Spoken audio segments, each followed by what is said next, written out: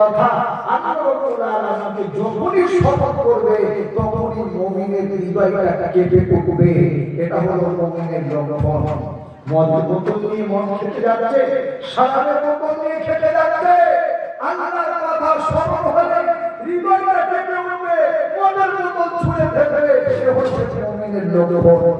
চতুর্দিকে যারা দরবারে বসবো, মেয়ে আছে একজন অপূর্ব সুন্দরী, পৃথিবীর কেউ দেখছে না, ওই জায়গা থেকে আল্লাহ দেখছে। এই বলে যদি গুনার কাজ থেকে বেরিয়ে যেতে পারে, ওয়াজিলাত কুলুবুহুম, হৃদয়টা কেঁপে উঠবে।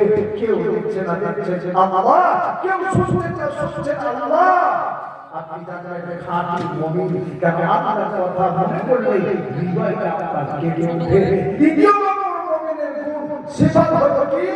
وَإِذَا تُلِيَتْ عَلَيْهِ آيَاتُهُ زَادَتْهُمْ إِيمَانًا। মুমিনের দ্বিতীয় নম্বর গুণ, কোরআন তেলাওয়াত করলে, কোরআন শুনলে, কোরআন শোনার কারণে, কোরআন তেলাওয়াত করার কারণে ঈমান বেড়ে যাবে। জোরে বলো সুবহানাল্লাহ। রাতে উঠার অভ্যাস করুন, তাহাজ্জুদের সময় উঠে নামাজ পড়ুন, দু চার লাইন কোরআনের দিকে তাকিয়ে একবার তেলাওয়াত করুন। সারা দিনের মধ্যে একটা